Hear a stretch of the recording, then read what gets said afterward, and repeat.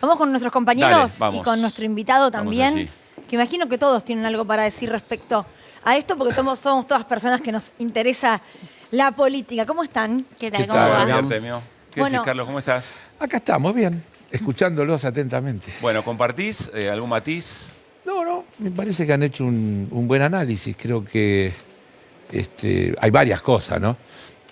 Yo mientras escuchaba decía, ¿cómo hará Carolina Lozada mañana para decirle a los que votaron por ella que hay que votar a Puyaro, que era algo así como el jefe de los narcos? Sí, un narcotraficante directamente. Casi un narco. ¿Y cómo hará Patricia Bullrich también? Es decir, eso una. La segunda es lo que vos decías recién al final, Pablo, ¿no? No hay duda que este resultado va a ser leído por la corporación mediática y demás en clave nacional. Yo creo que tiene su impacto nacional y no hay duda, pero que hay que relativizarlo porque esto es una PASO provincial y municipal y las PASO nacionales van a ser el 13 de agosto. Y la elección en Santa Fe es en septiembre, incluso es una elección desdoblada de la elección nacional también, es decir que es la PASO nacional, la elección provincial donde se van a elegir a los candidatos que hoy resulten ganadores en cada uno de los espacios y después recién vamos a tener en octubre a ver cómo vota la gente y de acá ahí habrá mucha agua que correrá bajo los puentes y muchas cosas que van a pasar. ¿Qué estás viendo, Artemio? No, comparto con Carlos que falta mucho, faltan muchas decisiones por tomar, puede alterar la situación en términos de preferencias. Y además Ya porque estás pensando en clave nacional, ¿no? claro, La los provincia de Santa candidatos Fe en clave nacionales nacional. tienen un perfil absolutamente distinto a los candidatos locales. Pero espera, Artemio, ¿esto no cambia el tono también de la campaña nacional? Porque digo, Bullrich está convencida de que es señalando al otro como, al otro dentro de su espacio me refiero, ¿no? A un Larreta como no sabe, es un tibio, es un incapaz, tiene que haber mano dura, es todo o nada. Ahora, en Santa Fe, ese discurso hoy quedó demostrado que no le sirvió. Exacto. Por eso salió rapidísimo a sumarse, vamos todos mañana, que se dio, ya está, aquí no ha pasado nada. salir de perdedora rápido. Incluso alguna señal ya deberían tener temprano, porque cuando fue a votar, Carolina Lozada ya se había retirado de esa idea de que si gana Puyaro no participo y se rompe la alianza. Claro. Cosa que vino diciendo en las últimas semanas. Lo que dijo Carlos es verdad, bueno, después hay que recomponer, pero más allá de eso, es cierto, la interna de Juntos está en una situación bastante compleja. Esta provincia muestra que la que está predominando en la interna tiene poca penetración en distritos claves. Claro. También vamos a ver cómo se resuelve eso. Por eso lo que dijo Carlos es cierto. Falta mucha agua por correr. Porque todos dicen que en las encuestas nacionales de Juntos por el Cambio, Bullrich le gana a Larreta. También decían está que Lozada bastante ganaba. instalado. Bueno, eso se instaló. pero por eso digo. También decían que Lozada también ganaba. eso para ver qué valor tienen todas las encuestas que dan vuelta y demás, ¿no? Así es, exactamente. Claro. Y otro tema a considerar es cuál es la penetración de los candidatos nacionales. Así es. Sean Larreta, Bullrich o en el caso, Unión por la Patria tiene más definido el candidato que finalmente va a terminar siendo, que es Sergio Massa. Así es. Sergio Massa en Santa Fe tiene una penetración bastante interesante, sobre todo en el interior santafesino. El gobernador Perotti está haciendo una buena elección como candidato a diputado provincial. Es un puesto clave también. Claro, porque recordemos que la manera en la Por que eso hay que ver seguirlo esa eso lectura también, cuando se desagreguen Claro. los distintos Por eso escrutinios. es interesante porque para que se entienda bien, porque yo Para matizar un poco. No, y para que se entienda el sistema electoral santafesino y por qué es tan diferente una categoría de otra. Hay 4 o 5 urnas, 4 o 5 boletas, en las cuales en cada categoría, uno marca y colocan un sobre con un color. Es decir, gobernador, diputado provincial, senador provincial, intendente y concejales son distintas boletas, distintas marquitas, distintos sobres. Yo quisiera... Es muy distinto, o sea, nada te arrastra, nada te tracciona. Yo quisiera volver a ver la discusión en la Cámara de Diputados cuando se discutió la boleta única y algunos de estos diputados traían la boleta hacia la boleta sábana, etcétera, etcétera.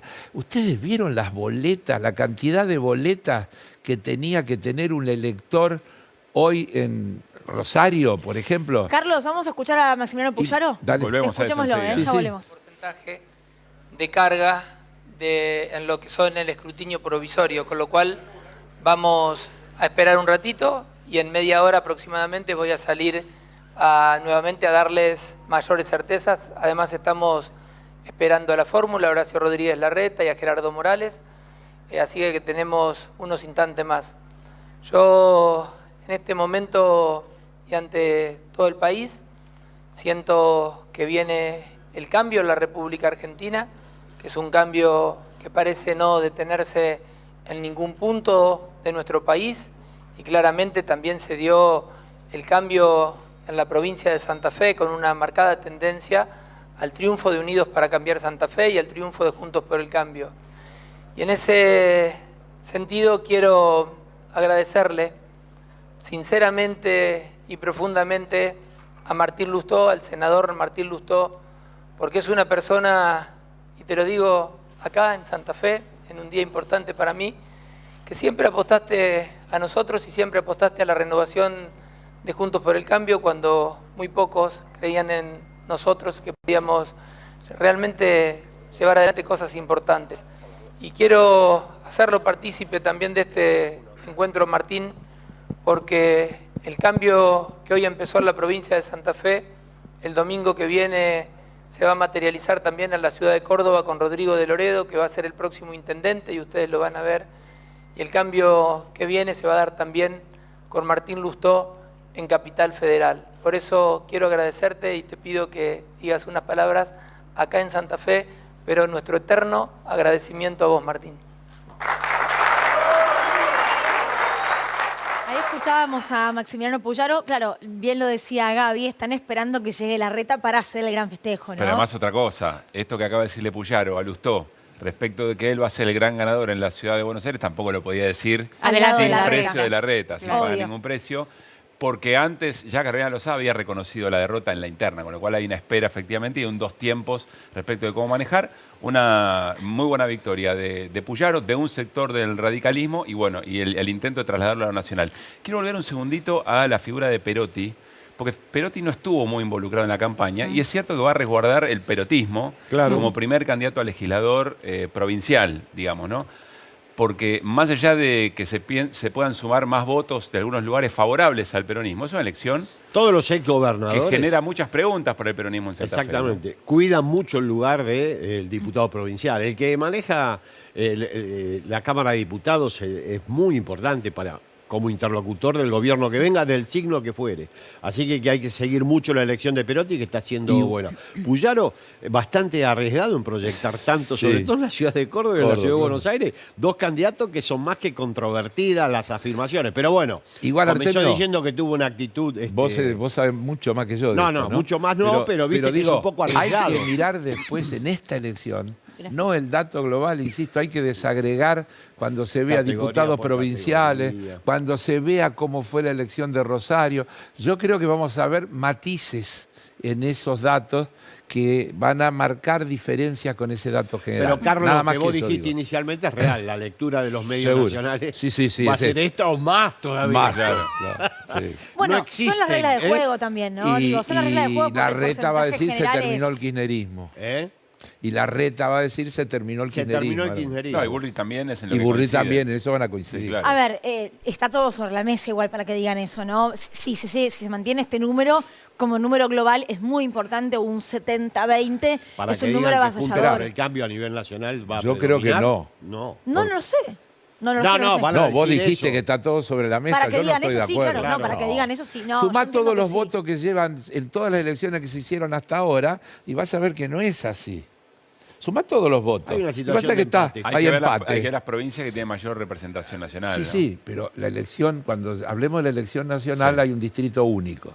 Agarrá todas las elecciones que se hicieron hasta ahora, me arriesgo a que acá, quiero decir que hasta ahora deben llevar escrutados 150.000 votos Ya o te algo digo. por el estilo. Igual me parece que es válido, me parece que no es inocuo. ¿Cómo va a ser inocuo? No solamente en la perspectiva de nacional respecto de cómo son los resultados de las elecciones Seguro. provinciales, sino también en la propia interna que están jugando los dos precandidatos Principalmente ahí, de Gaby. Juntos para el Cambio. Claro, de hecho Larreta hoy tiene su segunda gran foto de un candidato que tiene grandes chances porque fue el vencedor de la interna y le está ganando a el candidato de Patricia Bullrich con algo que ustedes mencionaban antes, hubo una moderación. Digo, da la impresión de que quienes eran más halcones empiezan a moderar, bueno, y más empieza a radicalizarse, metiéndose un poquito más en el tema económico en su pelea contra el fondo, ¿no? Sí. Vamos a ir en vivo a la ciudad de Rosario también, porque está Ramiro Dazo en el centro de campaña de Carolina Lozada. Ramiro, ¿cómo estás? Buenas noches. Muy buenas noches, el placer de saludarlos. ¿Cómo están? Bien, a ver, contanos qué están diciendo en este momento, ya luego de reconocer la derrota por parte de Lozada. Bueno, ya que el búnker se está vaciando, ya no quedan dirigentes, que en sí no se los vio durante todo el día. Desde las 5 de la tarde vimos movimiento, pero ningún dirigente subió aquí donde estamos los medios de comunicación, hasta que apareció Carolina Lozada junto a Federico Angelini, que era su candidato a vicegobernador y además vicepresidente del PRO, y Dionisio Escarpín, el intendente de Avellaneda, actual senador nacional, que era candidato a diputado provincial. Bueno, los tres se subieron, habló primero Carolina Lozada, admitió la derrota, admitió que había llamado a Maximiliano Puyaro, dándole ya sus números y diciéndole que él era el ganador de esta interna, pero siempre reconociendo y hablando de la gran elección que hace para ellos Juntos por el Cambio aquí en la provincia de Santa Fe, sabiendo que vence por más de 25 puntos por ahora al oficialismo provincial, que en la interna la está ganando Lewandowski, así que reconoce eso, habla de una gran elección de Juntos por el Cambio, aunque ya sale a admitir la derrota dentro de la interna, una derrota que obviamente golpea a Patricia Bullrich, que estaba presente aquí en el Salón Metropolitano, pero que no salió junto a los dirigentes provinciales a admitir la derrota, sino que se quedó dentro. No salió, estaba aquí presente junto a Luis Petri, los dos llegaron a las 18 horas al Aeropuerto Internacional Islas Malvinas de Rosario, estaban presentes en el Salón Metropolitano, pero no decidieron salir aquí a hablar con los medios de comunicación en el momento que Carolina Lozada admitía la derrota contra Maximiliano Puyaro y que también es un guiño a la candidatura de Horacio Rodríguez Larreta. Ramiro, como santafesino, ¿se esperaba un resultado así? Digo, en la calle, con los grupos de amigos, ¿qué se hablaba estos días? Entiendo que vos, por ser periodista y como nosotros, estás recontra politizado en un micromundo. Pero cuando uno da un pasito para afuera, ¿qué se decía en esos últimos días?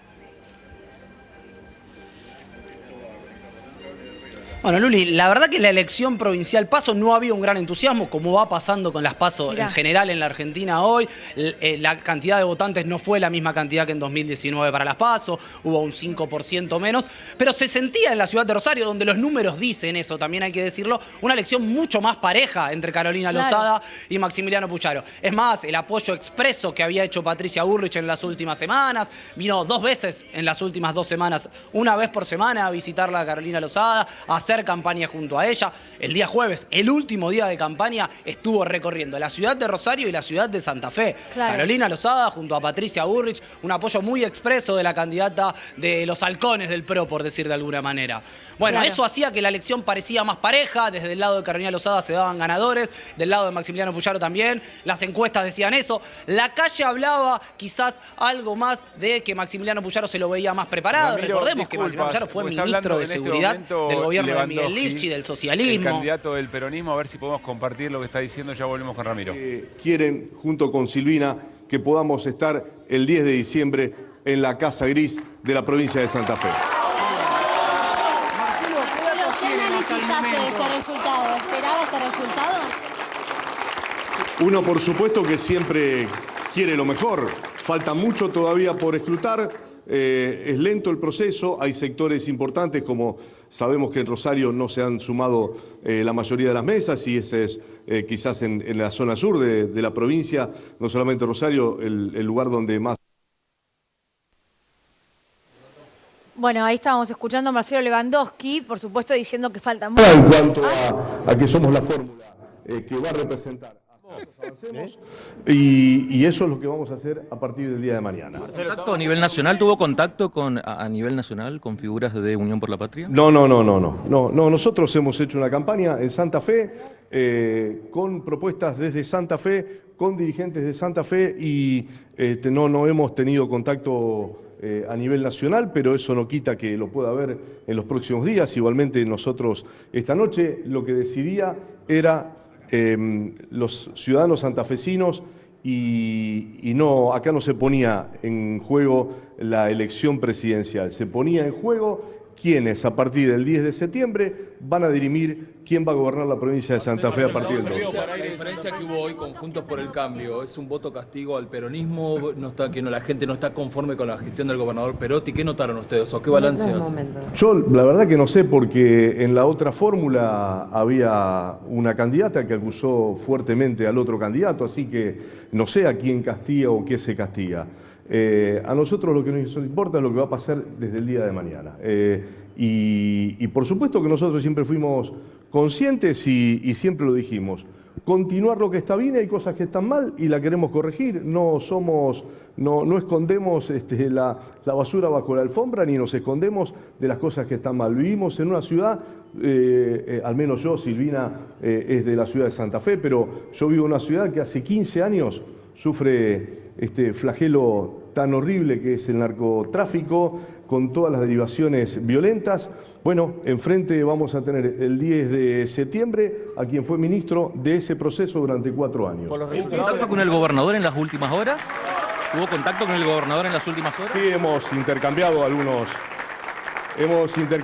datos que tienen que ver con, con los resultados y demás. ¿Qué le expresó el gobernador? Bueno, vamos a hablar mañana pasado, vamos a estar reuniéndonos seguramente con el resto de los compañeros. Muy bien, allí compartimos la palabra de Marcelo Lewandowski, con expectativa, un poco lo que decía Carlos, expectativa respecto de los votos que pueden llegar de centros urbanos más importantes, como el caso de Rosario, pero eventualmente también tratando ese desafío que tiene todo el oficialismo en algún punto a nivel nacional, digamos, ¿no? Y también el oficialismo en la provincia de Santa Fe, que es mostrar dura, bueno, por lo menos crítica. Y yo insisto con la poca participación del gobernador Perotti, que parecía más preocupado en resolver su propia continuidad que en esta elección, en un oficialismo, Artemio, que no logró unificar su candidatura. Digamos, le agradecemos a Ramiro Dazo, Dazo, que estuvo ahí en el centro de campaña. Gracias, Ramiro, por tu tiempo. Cualquier cosa vamos a volver en vivo 9.9 de voto provincia. en blanco, Luli. Tampoco, bueno. 10 puntos. Sí, casi 10 puntos. 65 en total y de los cuales 10 puntos de voto en blanco. Digo, mirá todo lo que hay todavía para ver ahí, ¿no? Y sí. Para trabajar, digamos. Claro. No, hay gente que va a votar diferente en la elección nacional. Bueno, vamos a Sin meternos duda. en otro aspecto de la campaña que tiene que ver con los argumentos entre modelos, en la comparación de modelos, que es lo que está en juego en la Argentina. Por un lado, la emocionalidad, lo decíamos, ¿no, Luli, en el arranque? La emocionalidad, el impacto. Hay que ver qué lectura se hace de esta elección en la derrota de Bullrich y de Lozada por esa característica del discurso. Pero frente a la emocionalidad, aparecen los argumentos de política económica respecto a los dos modelos. El viernes pasado habló Horacio Rodríguez Larreta sobre un tema muy sensible que es la inflación y dio los cómo. Lo vamos a charlar con Carlos y con todo el equipo. A ver. Si los argentinos me eligen presidente, vamos a bajar la inflación con estas 9 propuestas bien claras. Las primeras 3 tienen el objetivo de corregir o de terminar con el déficit fiscal, de ordenar las cuentas. No vamos a seguir gastando más que lo que ingresa, porque al final la diferencia siempre se paga imprimiendo más. Y la impresión de billetes, la emisión genera inflación. Por eso, para el control del gasto, primero vamos a revisar el presupuesto línea por línea, peso por peso, para sacar todo gasto innecesario, para equilibrar las cuentas y para llegar al déficit cero el primer año. Dentro de eso, el segundo punto es, vamos a eliminar el déficit de las empresas públicas, aerolíneas y otras. Vamos a eliminar ineficiencias, privilegios. Todas van a tener que ser rentables como cualquier empresa. Tienen que tener los números equilibrados. Y tercero, en este grupo, el Congreso no va a poder aprobar ninguna ley que implique un gasto si no se justifica exactamente de dónde salen los fondos. O sea, cada diputado y senador que presente un proyecto va a tener que explicar a todos los argentinos cómo se va a pagar. Bueno, ahí estaba Larreta, insisto, todo muy atractivo en términos de la pelea contra la inflación. Carlos, todo tuyo. Yo empezaría por lo último, porque deja muy en claro la valoración que tiene la división de poderes el candidato Larreta. ¿Por qué? Y porque acaba de decir que en su eventual gobierno los diputados y senadores solo podrán presentar proyectos que se adapten a determinadas características. Solo se podrán aprobar proyectos con esas Claro, características. Sí. y se parece mucho a aquello de Mauricio Macri cuando dijo a los jueces, si no fallan en determinada cosa, buscaremos otros. Es decir, todos estos democráticos que hablan de la división de poderes y demás tienen una visión muy particular. Punto 1. Sí. Punto 2. Ese discurso encierra una mentira, una falacia absoluta. Hay que decirle que el presupuesto se compone de ingresos y egresos. Cuando vos decís voy a bajar los ingresos porque voy a bajar retenciones, voy a achicar impuestos, etcétera, y decís voy a eliminar el déficit fiscal, estás diciendo voy a hacer un brutal recorte del otro lado de los gastos. Y cuando decís la ineficiencia y demás, es mentira. Ellos llaman ineficiencia. De la eficiencia de las empresas públicas. Claro, claro, porque tendríamos que ver, hasta en eso es discutible. ¿Sabés qué? Cuando vos comparás, por ejemplo, el régimen laboral de un trabajador de aerolíneas con uno de una de estas low cost, te vas a encontrar que las horas de descanso, las horas de entrenamiento, un montón de cosas que son costos, en aerolíneas son mucho más altas. Pero eso tiene que ver también con la mayor seguridad para los pasajeros, sí, claro. Tiene que ver con un montón de cosas. Está demostrado estadísticamente que, por ejemplo, algunas de estas compañías salen a volar en condiciones climáticas de mayor riesgo que lo que hace aerolíneas. Y eso es bueno, yo tengo mis dudas. ¿Tienen que pasar cosas para comprobar que no es bueno? Ojo con ese tipo de maneras de resolver el déficit. Entonces, es mentira que esto se arregla con los gastos de la política. Para tener déficit cero y bajar impuestos... En un año, dijo. Hay que recortar la seguridad social, que es la mitad del gasto público. Expliquemos qué es eso, jubilaciones. Jubilaciones, asignaciones familiares. No se puede arreglar todo eso. Es mentira, groseramente mentira. El costo de la política que ellos llaman, yo quiero decir que ya lo dijeron los milicos de la dictadura militar cuando eliminaron el Parlamento, diciendo que tenía un altísimo costo, y cuando hablaban del alto costo que tenía el funcionamiento de las instituciones democráticas. Porque cuando te dicen, por ejemplo, tienen tantos asesores, sí. ¿Y vos creés que yo puedo ser diputado y hablar de todos los temas sin tener asesores bien preparados que me ayuden a elaborar los temas que hay que discutir? Es mentira, eso es una falacia, le instalan a la gente una falacia. Pero así todo ese costo de lo que ellos llaman el costo de la política es insignificante. O sea, no te arrima el bochín no te arrima, al déficit mirá, cero. Para el déficit cero, vos tenés que meterte con la seguridad social, con la salud, con la educación, con ciencia y tecnología déficit y con la fiscal. inversión en obra pública. Para un déficit Si no fiscal te metés en eso, es mentira.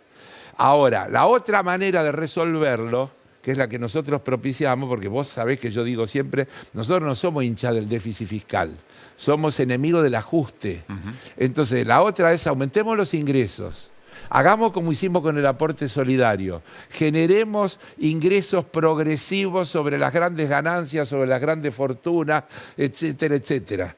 Y entonces vamos a lograr equilibrio fiscal pero no sin ajuste, sobre la base de que aporten los que tienen que aportar. Estos días se han conocido una serie de informes del Fondo Monetario Internacional.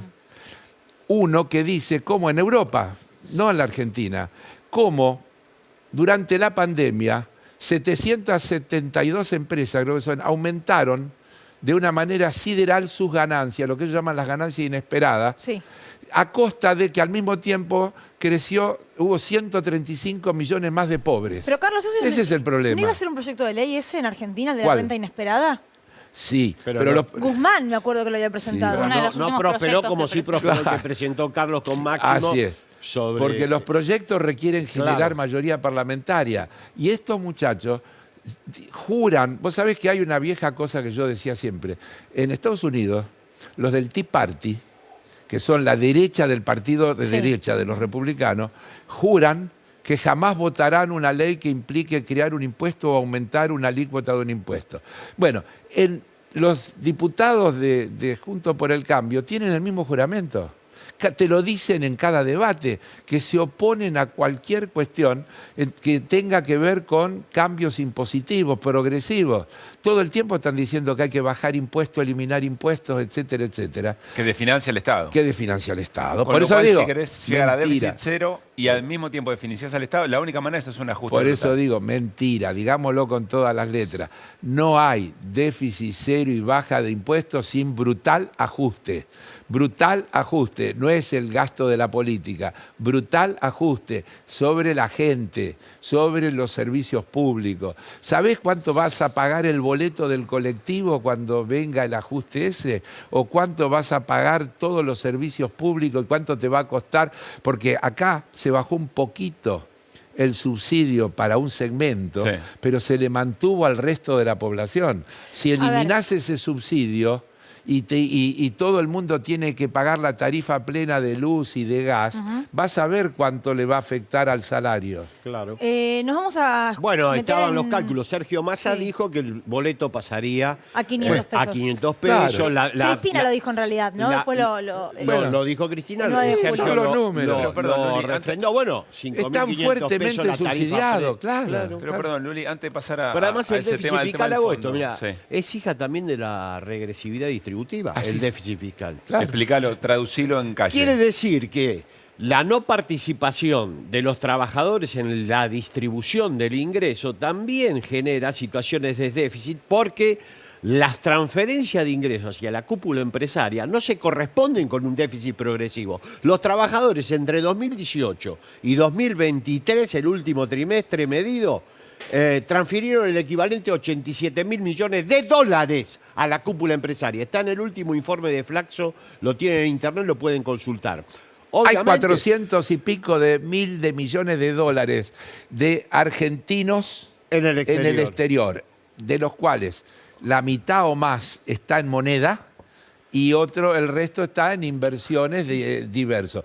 Toda esa plata no pagó impuestos. No pagó, y bueno, estoy hablando de no declarado. Toda esa plata no pagó impuestos. Y la transferencia de ingresos de este lapso tampoco se correspondió con un impacto impositivo progresivo en función de la magnitud de las ganancias que tuvieron las empresas en el lapso para involucrar a varios periodos de gobierno, 2018, 2023. Eso hay que corregirlo, es un poco lo que dice Carlos. Veamos también en la situación del déficit por el lado de los ingresos. ¿Qué pasa en Argentina? Que tenemos mega ganancias y no se corresponde con un sistema tributario que los refleje. Nadie está diciendo que no ganen, pero que tengan, obviamente, un sistema tributario acorde a los niveles de que está afuera primero la ganaron, ¿eh? No hay imprentas que fabricaron plata. No. Toda esa que se llevaron para afuera primero la ganaron, solo que no tributaron. Exacto. Ahora, ojo, digámoslo clarito para que nadie se confunda. Ahora hay conciencia, y se lo pregunta ahí también, por supuesto, de que un déficit cero en un año, como promete Larreta, es recorte de jubilaciones, es recorte de becas Progresar, es recorte de asignaciones universales. Digo, ¿hay conciencia en quién? En el votante. Bueno, para eso estamos hablando, hay que hacerlo, tomar conciencia, para que no se equivoque a la hora de votar. Pero ellos trabajan sobre la ausencia de conocimiento de todos nosotros. Eso es verdad. Esto que parecen soluciones venidas del futuro, ¿no se probó ya? Sí, por supuesto. Bueno, déficit cero. De la Rúa subió al helicóptero pidiendo déficit cero. Menem y Martínez Dios. Bueno, eso es así, sí, ya se probó. Pero yo recuerdo que con los tarifazos, sea por vía de sacar subsidio, como por aumentar efectivamente las tarifas de manera directa, generó el cierre. Yo me acuerdo en la cuadra de casa, ahí en Parque Chacabuco, los comercios de un montón de personas que uno conocía, que caminaba a la mañana todo el tiempo cerrando. ¿Por qué cree que cerraron 25.000 empresas durante los años de Macri? Porque dejaron de vender.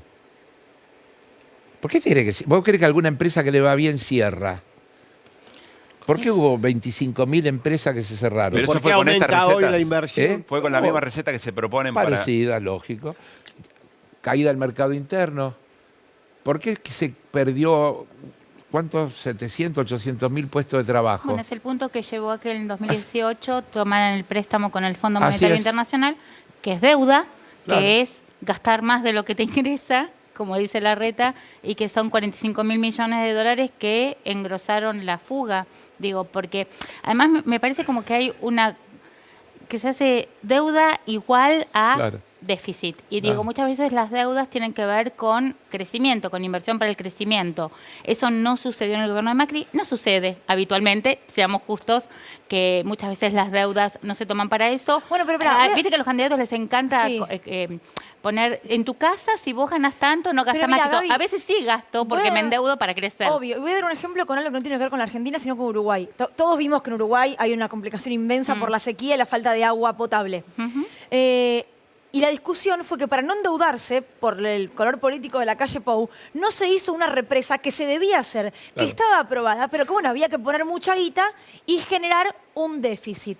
No se hizo, la consecuencia ahora es que tuvo que hacerse más rápido, más cara, porque se quedaron sin agua potable. Eso generó freno de obras también durante el fin del gobierno de Macri, porque en el momento en que ingresa el Fondo Monetario Internacional te condiciona, digo, lo estamos viendo ahora, estamos asistiendo a, se supone que el desenlace de un nuevo acuerdo con el Fondo Monetario esta próxima semana, pero las condicionalidades que te impone un prestamista como el Fondo Monetario Internacional es ajuste, digo, y es esta receta que es la que están planteando.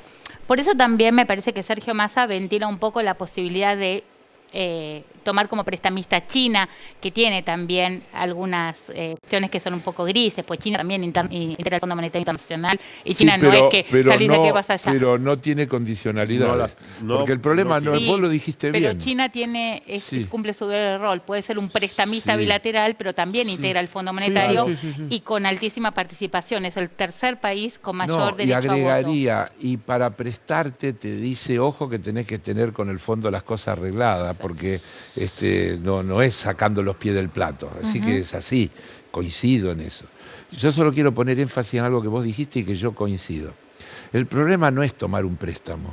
El problema es para qué se toma el préstamo y qué condiciones se aceptan a cambio. El préstamo del fondo tuvo dos problemas.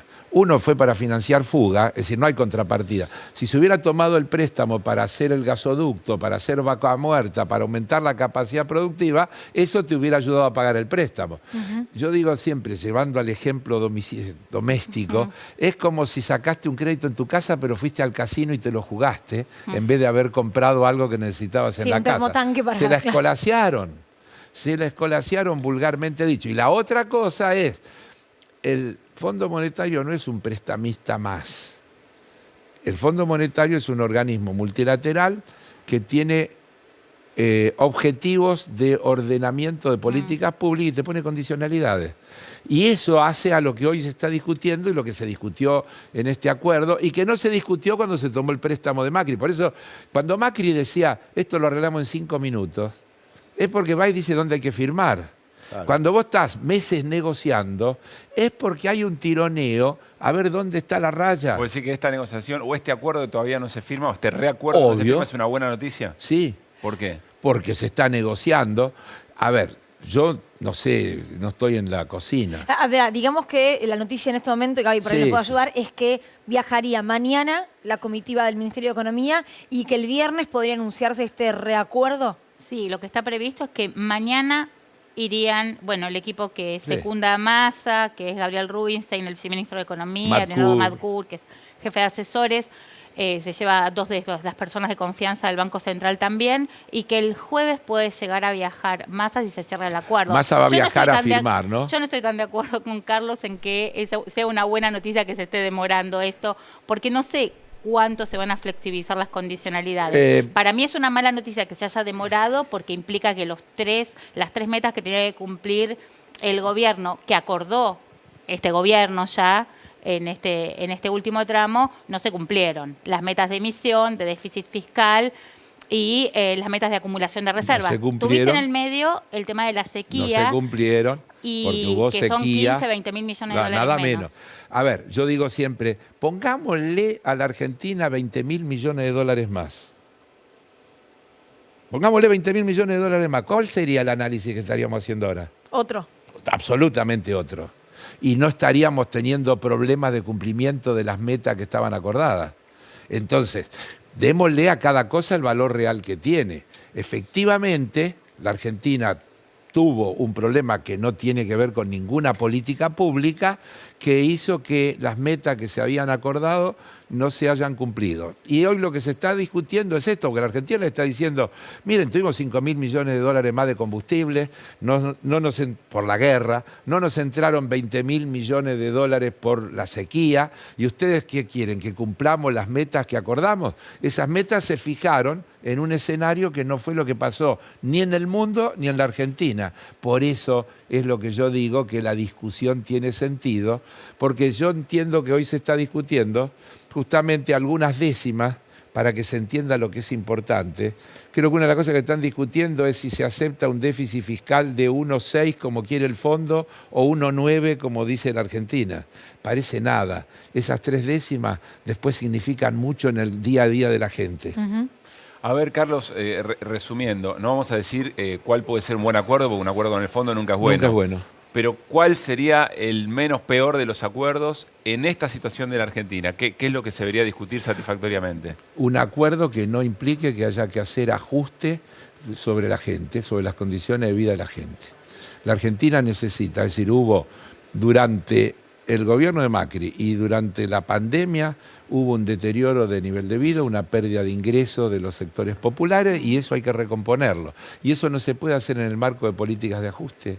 Entonces, lo que se está negociando firmemente es que no haya políticas de ubicar el déficit fiscal en una condición que implique que haya que ajustar el gasto público porque hay que afectar esas partidas que dijimos antes. Así de fácil. De hecho, el gasto público no se está ajustando porque no se puede. Claro. El gasto público se está expandiendo. Así es, el gasto público se está expandiendo, que eso lo hemos hablado un montón de veces. Ajuste, ¿qué ajuste? No hay ajuste. El gobierno defiende... No, digo, a pesar del ajuste, sí, se está expandiendo el gasto público. Vamos no es que no a haya decir ajuste. otra cosa, claro. Vamos a decir otra cosa, perdón. Es lo mismo cuando estos hablan de la independencia de los bancos. La otra cosa que dice... Modificar la Carta Orgánica. De los 9 puntos. Lo que dice Milei, lo que dice Bullrich y lo que dice Larreta es exactamente lo mismo. Lo único que le pone... Milei quiere prender fuego al Banco Central. Es una manera metafórica de decir, no me imagino a Milei yendo a poner una bomba. Lo que dicen es lo mismo, es hacer que la Argentina deje de tener política monetaria, que el Banco Central, el Estado renuncie a tener política monetaria. El Banco Central no va a poder emitir. Es lo que se hizo en la convertibilidad, ya se hizo en la Argentina. Es lo que se hizo varias veces, fracasó, es un desastre. Es un disparate renunciar a tener política monetaria. La política monetaria es un atributo soberano de un país. Cuando vos modificás la Carta Orgánica del Banco Central y establecés que no tiene nada que ver con la política y se convierte en una cosa, lo que le pasa a Lula ahora en Brasil, que Bolsonaro le dejó un presidente del Banco Central absolutamente monetarista y que no quiere que haya política monetaria y eso le dificulta todas las políticas que quiere llevar adelante el gobierno de Lula. Claro, de hecho tuvo muchas dificultades por el tema de manejo de tasas. Así es. Entonces, es una cosa absolutamente recesiva, ajustadora, eso que llaman la independencia del Banco Central. El Banco Central debe ser autárquico, no tiene que ser una dependencia del Ministerio de Economía, pero tiene que hacer políticas públicas que vayan en consonancia con las políticas públicas que lleva a cabo el gobierno nacional que votó la gente. Eso es democrático, lo otro no es democrático. Lo otro lo dice Powell. ¿Sabe lo que dice Powell? Aprovechemos que no tenemos costo político y tomemos las medidas que tenemos que tomar. Y sale la medida en Estados Unidos, la noticia de que bajó el desempleo y dice es una mala noticia, tenemos que subir más las tasas porque bajó el desempleo y esto es una mala noticia. La buena noticia sería que aumente el desempleo. ¿Por qué? No entiendo eso. Porque eso es antiinflacionario, porque las políticas antiinflacionarias son recesivas las que ellos plantean. O sea, es sacarle guita a la gente del bolsillo. Lógico. El modo de resolver la inflación. Para que no haya demanda y por esa demanda baje la menor demanda, baje la oferta y entonces baja las tasas y se enfría la economía. Y es así de brutal. Aunque te parezca mentira o parezca mentira. Cuando te dicen todo eso, lo que te están diciendo... No, a mí lo que me preocupa, Carlos, es que una inflación como la que tenemos son situaciones de tanto impacto en la gente que pueden oficiar de disciplinadoras de la expectativa de una transformación distinta. Obvio. Y te pueden llevar a una agenda más conservadora. Obvio. pero quiero decir al respecto. Para legitimar, por ejemplo, no sé, una evaluación. Quiero decir al respecto que el 6% es una buena noticia, pero sigue siendo un número altísimo. Sí. Pero el objetivo de la política pública no es inflación cero. Acordate que el presupuesto que tenemos es 60% de inflación. Y 60% es 4% mensual. Es decir, cuando decís 6, estamos acercándonos al objetivo de tener una política razonable de descenso de la inflación sin ajuste. Porque el problema es que todas las políticas antiinflacionarias ajustadoras, esa de vamos a déficit cero, vamos a esto, vamos a la inflación cero, todo lo demás, son terribles. Igual, Carlos, ojalá que todos los analistas estén equivocando, pero todos indican que este 6 no es otro escalón de descenso, sino que se va a estacionar entre 6 y 7 mensual. Gabriela, perdón. Si no estaría en Santa Fe. Perdón, discúlpame. Pero hoy es la segunda vez que me pasa, igual te debo decir, claro, así que ya estoy tanto economistas. No, el 1 de julio, yo te puedo mostrar diarios del 1 de julio que decían, se espera un descenso de la inflación en junio, pero julio va a aumentar. La instalación para hablar, digo, si vamos a buscar, digo, también teníamos que Sergio Massa decía que en abril empezaba con 3. Digo, hay un montón de circunstancias, sí, pero yo digo, en el corto plazo, que son de acá 30 días que va a salir el próximo indicador, sí, hay algunos indicadores estacionales que hicieron bajar a 6%, pero ahora tuviste otra vez los dólares financieros que se te dispararon y tienen un impacto también por el traslado a precio. Todos son especulativos y de instalación de cosas. No te digo que no sea especulativo. Déjame decir una cosa más. Y tiene que ver con la falta de acuerdo alimentos con el fondo. Y bebidas. También. Bueno, eso es muy... Alimentos y bebidas fue 4.1, pero alimentos fue 3,6 y alimentos en el AMBA fue 3,1. Es decir, que partiendo de lo que uno dice que los sectores populares dedican el grueso de sus ingresos a comer, la inflación efectiva, el aumento efectivo de esos sectores populares en el AMBA fue 3,1 y en el país fue 3,6. Ese es el dato, porque cuando vos mirás la composición de la inflación, la televisión paga, comunicaciones subió 10%, enseñanza no sé cuánto, los pobres no van ni a las escuelas privadas, ni tienen salud pública, salud privada.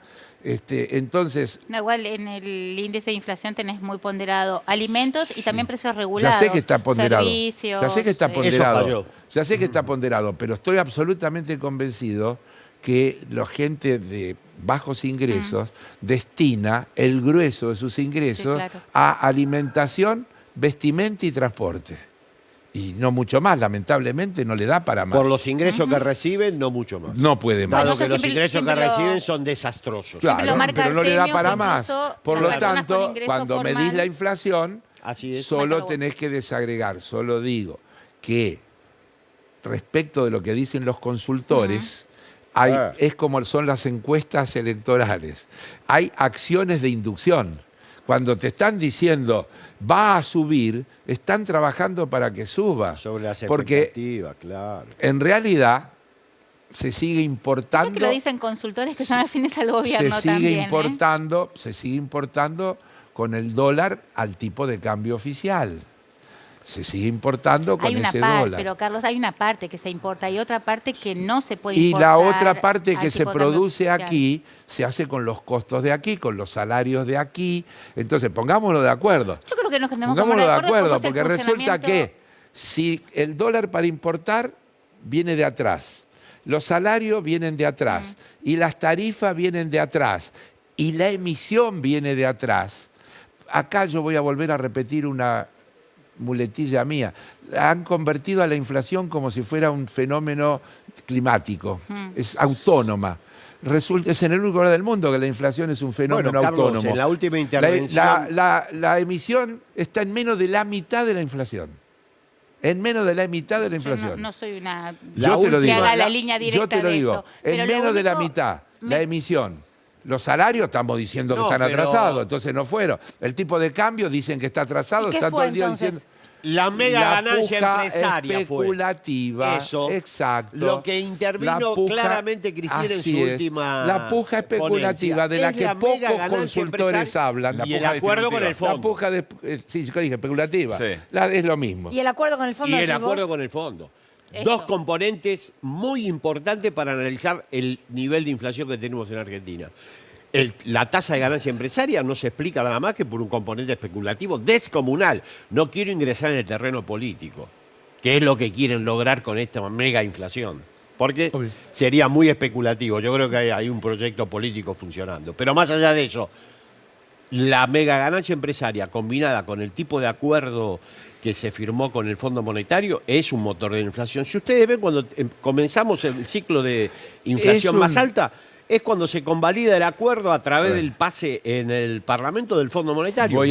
Se dispara. Voy a decir, a ver, hay otro estudio reciente del Fondo Monetario Internacional que dice que la deuda, los países en vía de desarrollo con alta deuda tienen procesos inflacionarios derivados de la alta deuda. Es decir, el proceso no es porque qué malo que son los del fondo, es que esos procesos inevitablemente terminan siendo inflacionarios porque generan desbalances que terminan alimentando la puja distributiva.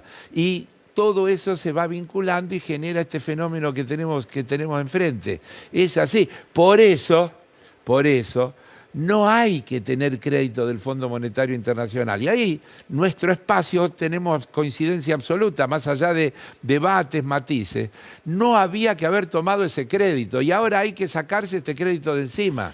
Sí. Ahora, para sacarse este crédito de encima, va a haber que laburar mucho y el país va a tener que crecer, va a haber que generar muchos ingresos para que además nos podamos sacar ese crédito de encima sin someter al pueblo argentino a una brutal política de ajuste. Carlos. Por eso las negociaciones son tan lentas. Por eso son tan lentas y dificultosas. Bueno, veremos qué pasa esta semana entonces. Gracias, Carlos, por haber venido. No, gracias a ustedes por invitarme y dejarme hablar. ¿Viste? No cabe duda. En los pocos lugares donde te dejan hablar, sí, señora. Carlos, porque si no te cortan. Así es. Gracias.